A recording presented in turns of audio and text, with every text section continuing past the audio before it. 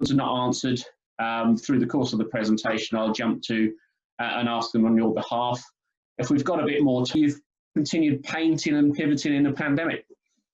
Thank you very much, John. So this is what it says, painting and pivoting in a pandemic. To begin with, I'm just going to, so I'm Michelle Tither, I should say that. I'm Michelle Tither from what was formerly Mint Furniture Revamped, and I have just rebranded. I'll get to that during the presentation and why I've done that. And we're now Mint by Michelle, but this presentation was done up just prior to rebranding. I'm going to give you the background, and I'll give you what I think is relevant to then leading up to the COVID situation in the business and where it stands now, etc., because there are a lot of relevant points to that. So I've been running the business for near on 5 years now, full time. Prior to that, not that this is overly relevant, but prior to that, I did work in Department of Human Services for about 10 years or so, and much more relevant to that, and you'll see why again. I am the sole parent, and I've been the sole parent to 2 boys who are now 11 and 14 for nearly 11 years. That becomes very relevant coming up to this COVID period. So I started the small business. I left my very secure government job almost 5 years ago, and I decided that for 2 reasons. One, because as a lot of small business owners, I really hate working for other people, and 2, because I wanted to see what I was capable of doing. I think you can imagine that, given that I'm the sole provider for these 2 children and myself, that was a pretty big move, and there was not a lot of support from people who thought maybe I was being a little bit reckless, I think. But I had faith in myself, and I knew that I'm the type of personality that I really needed to jump in with 2 feet to motivate me to really make it work. It had to be absolute no-brainer, has to work. Otherwise, I won't do it. There's no point doing it.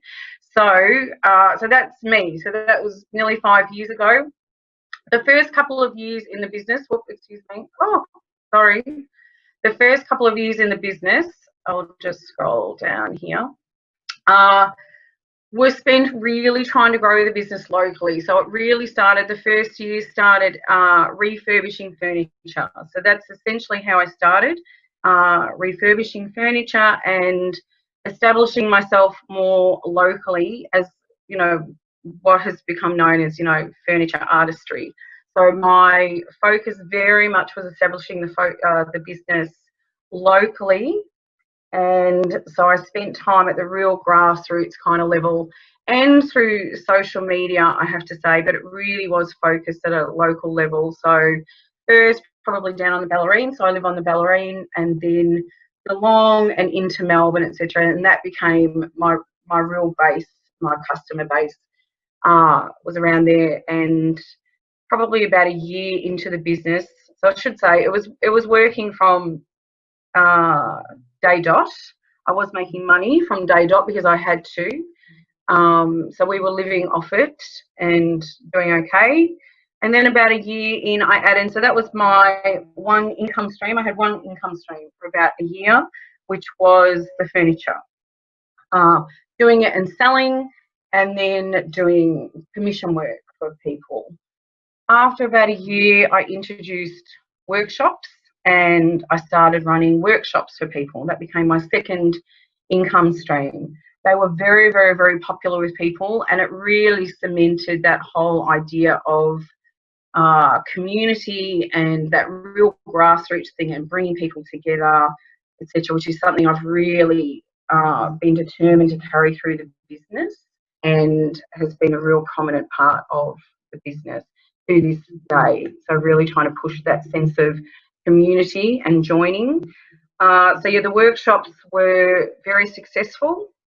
So I had my 2 income streams.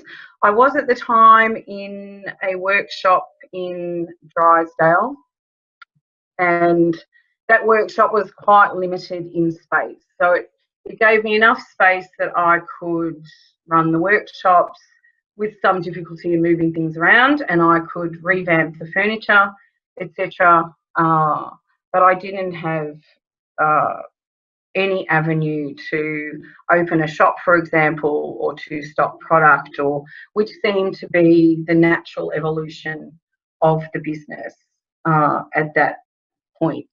So I was very nervous about the idea of moving out of there because it would have meant higher overheads, etc., etc. But I did choose to do it ultimately, and I found a place in Geelong, and I opened up a massive warehouse space in Packington Street, which I was very, very, very lucky to find. So almost straight away, so I had at that point, after about, I'm just going to regress a little bit. So after the first 2 years of the business, I then made a very conscious effort to then establish myself more broadly on a global scale, and to establish myself as a leader in the industry, or one of the leaders in the industry. That was a pivotal and very, very, very important move. I couldn't have known at the time how important that would become, but looking back, and I'll get to this bit in a second, but I did start doing that consciously. So by that I mean I started really trying to create real relationships with other people in the industry. So I definitely did not see people as competition. I saw them as people who I wanted in my corner, and that we could all support and lift each other up, etc.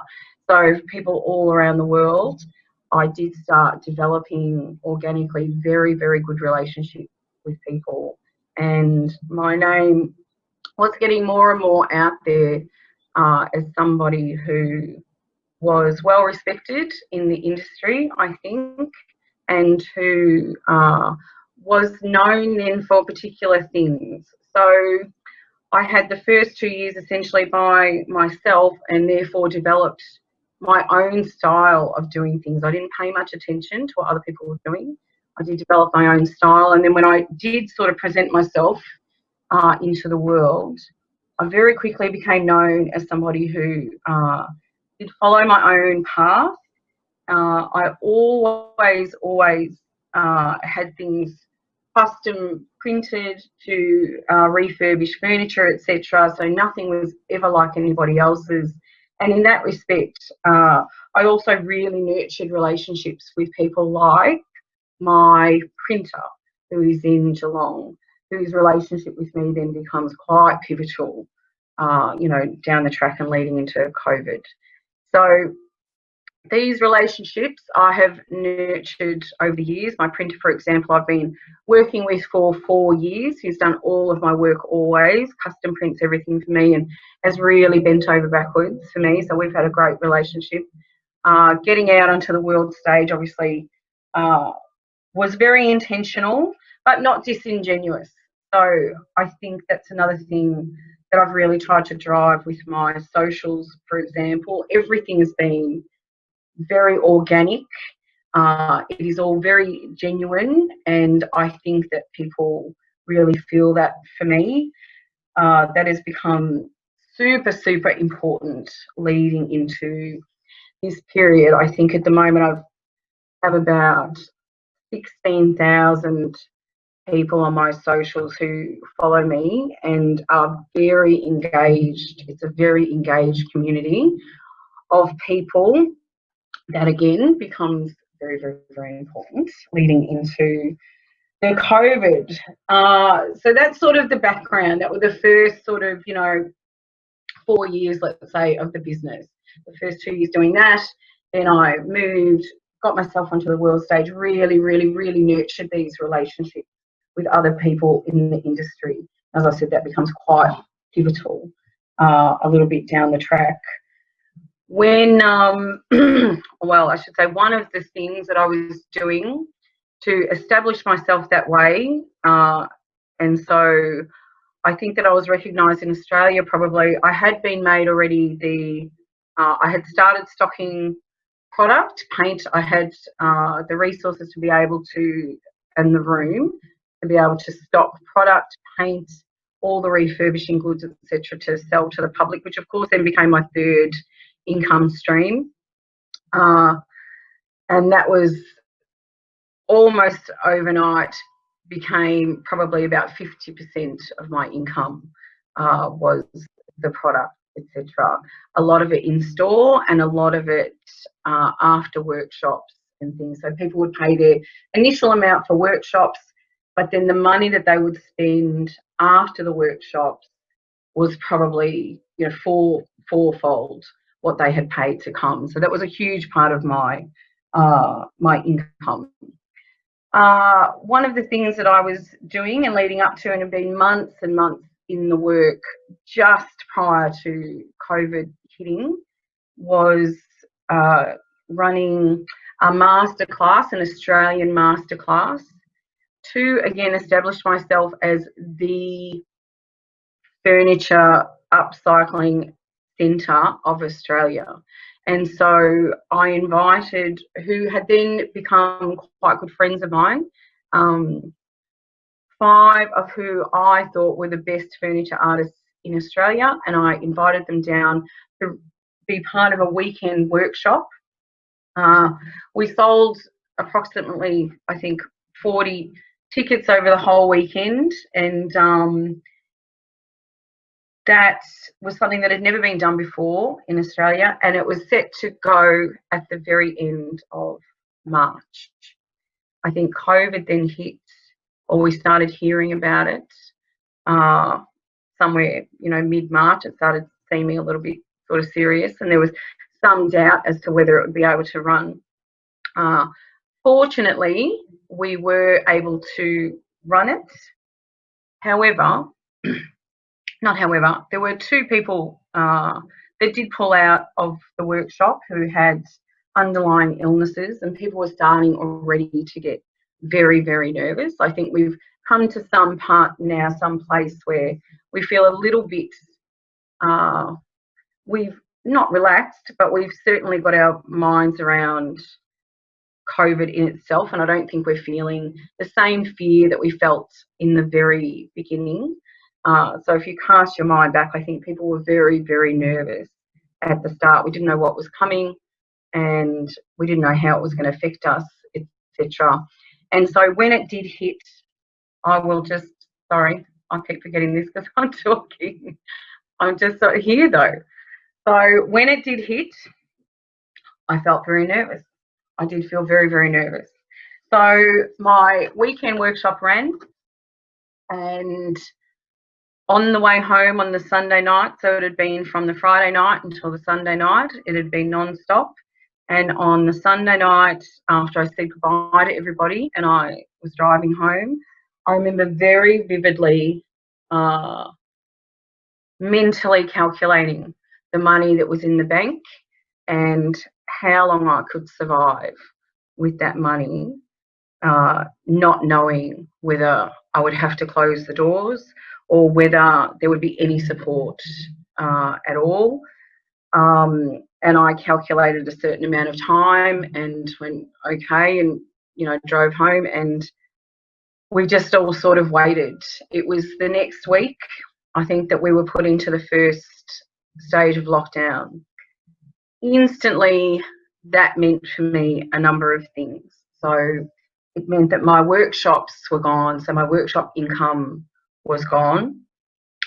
The revenue that I made from after the workshops was gone, which was a huge amount of money. So that was gone instantly. So we're in the thousands and thousands already every week, just gone with the click of a finger. And then everybody that worked for me, so I had 2 casual people working for me who would help with furniture preparation, etc., were very, very scared and nervous and did not want to come to work. They also then, it was the start of the school holidays, and everybody's kids were at home, and that's it. There was no one to come in. So the furniture production almost stopped overnight also. That was very, very, very frightening. All I had then was online sales, which at the time I think accounted for maybe sort of 20% of what my income was, which was, you know, oh, here we go. The challenge continued. It was very, very scary. The government hadn't announced anything yet about any kind of supports or anything like that. And then, of course, we were told that kids would be remote learning. Now, for that first 2 weeks, when there was nobody here and I had to have my doors closed, I still could come in here and I could do the orders, the online orders, and I could try to do a little bit of furniture.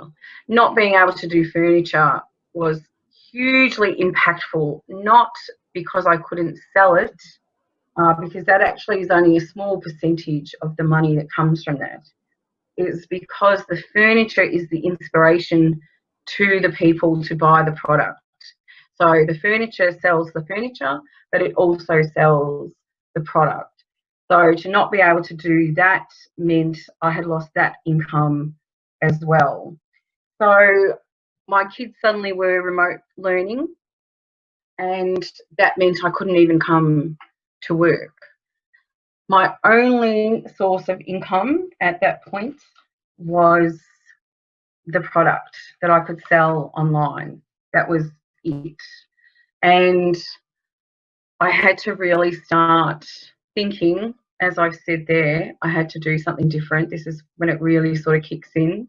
And there was no option to fail. There was none. There is no backup. There is no other money coming in. I am it, and it's me and 2 kids. So there is no option. And I think still to that point, actually, it hadn't been announced that there were supports coming. I think we knew that they were going to come, etc. As it turns out, I got pretty lucky in that respect. But oh,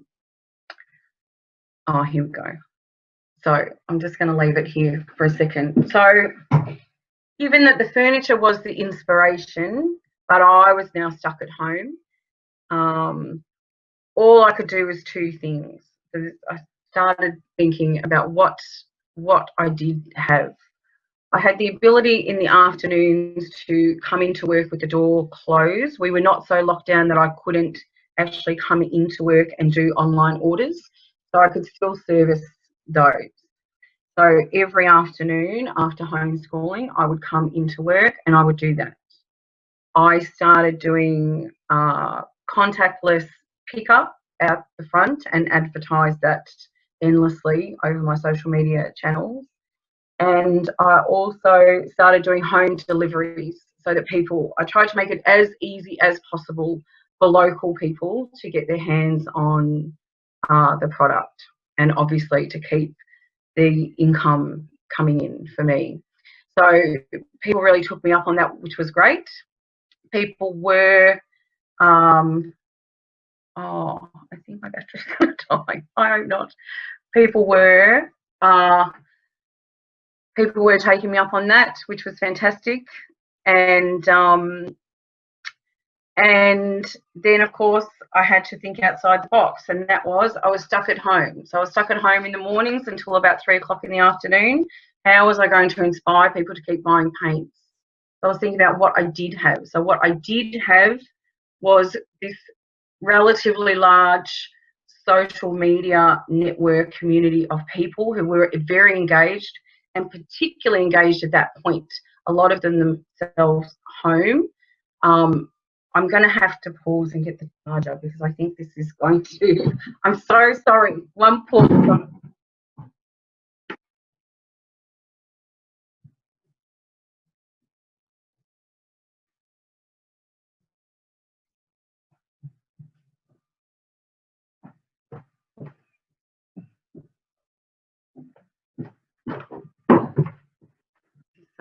professional of me. I'm very sorry.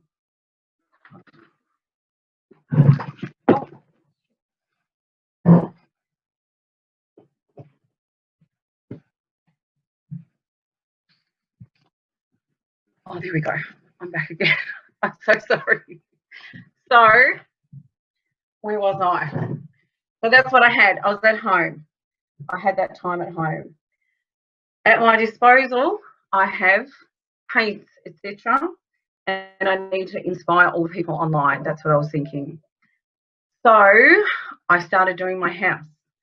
And I thought, I'm going to start renovating my house and painting my house. And I'm going to see what people think about that. So I started taking people on the journey to see if I could inspire them that way. I started in my bedroom. I think through the course of that first lockdown, in that 4, 5, 6 weeks or whatever it turned out to be, I did my bedroom, I did my ensuite, I did my kitchen, I painted my lounge room, I started painting the out in my garage, etc. And what I discovered was that people were just as inspired with me doing that. And in fact, my paint sales and my product sales, because people were at home, almost tripled overnight. When I would do, just as an example, when I would do, you know, a live video, so I always did lots of live videos to connect with people, etc. When I would do them before, I would have maybe 50 people watching. When I was doing them during this period, I would have 150 people watching. You know, people just dying to know, you know, how they could paint this and paint that and update their houses like I was doing. So that was absolutely brilliant. That was kind of step number one. That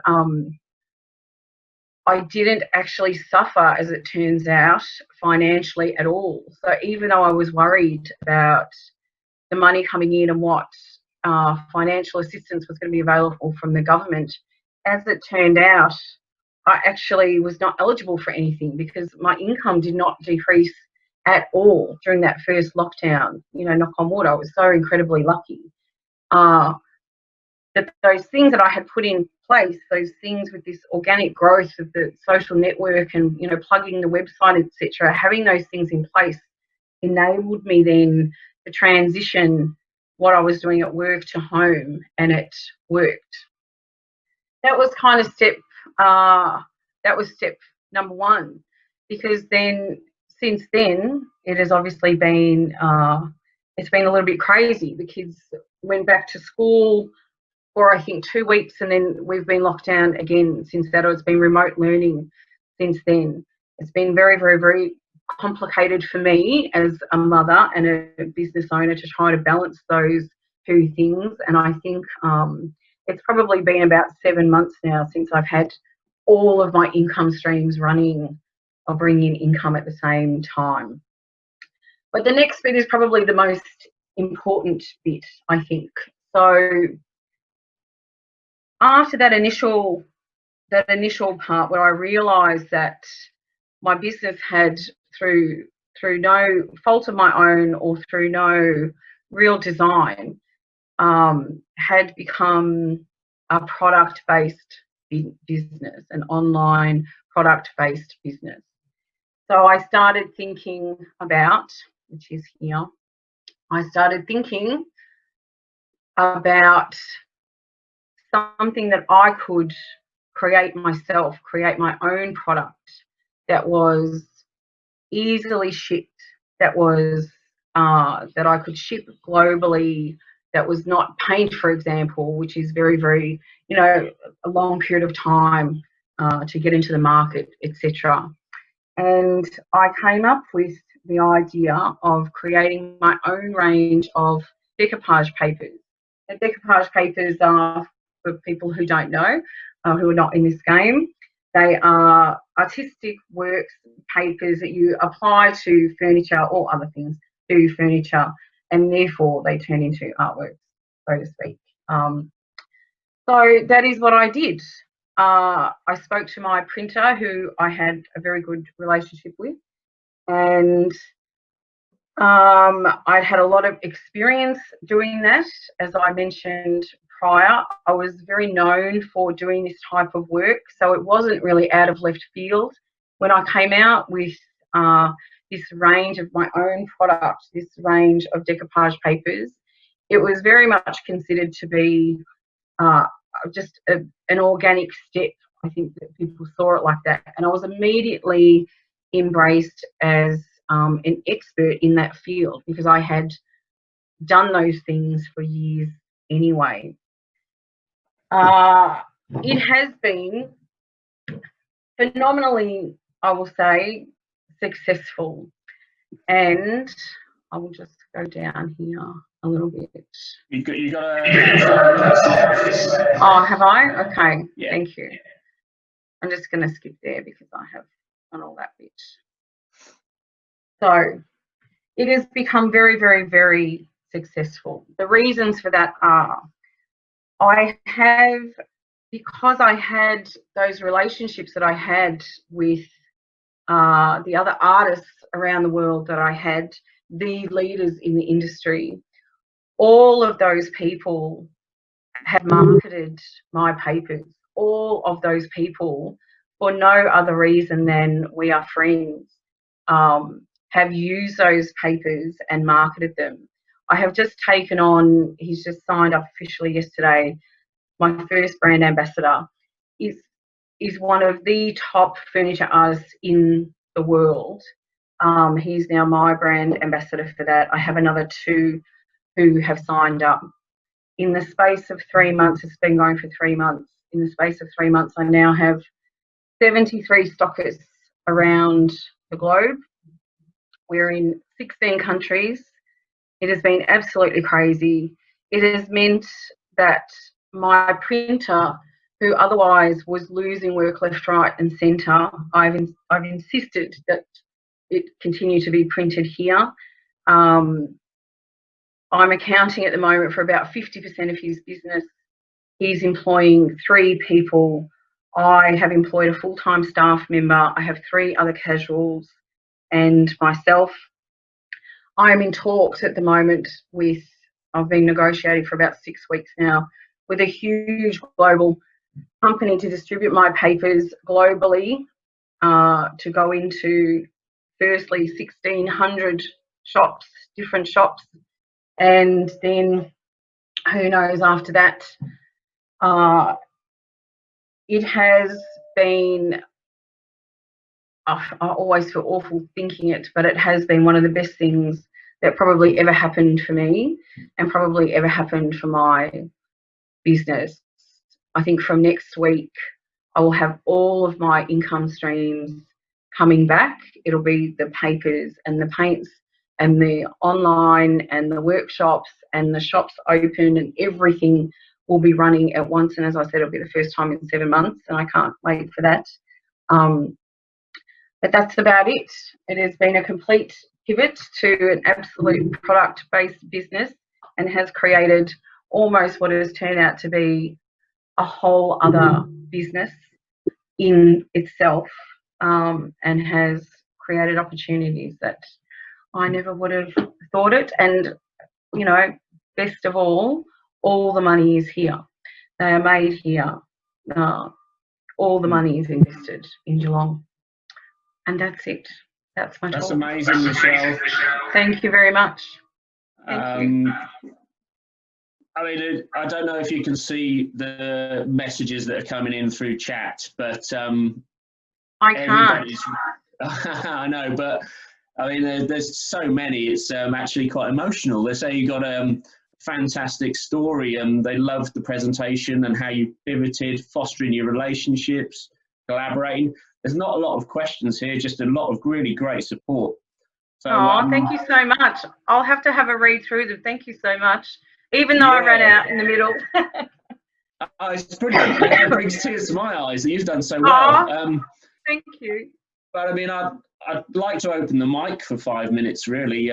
If anybody wants to ask Michelle directly, you know, if there are any other little insights or advice that Michelle's learned on the way that you can share, and, you know, yeah, I'll just open it up. So, Is there anybody who's got any questions who wants to ask first?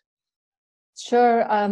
Jenny Perks here. I love that. I love your work, Michelle, and a fantastic, inspiring story.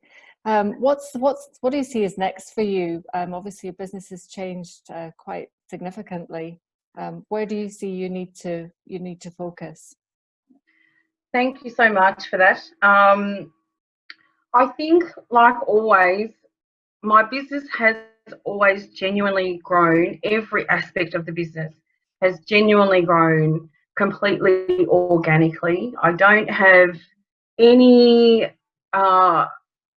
set direction about where it's going to go or what it's going to be, etc. Which means then I'm open to everything and anything, I suppose. I think at the moment I'm somewhat in limbo a little bit with this distribution deal, which because we're right sort of at the end, and until that sort of comes to pass, it's very sort of up in the air about what it's going to mean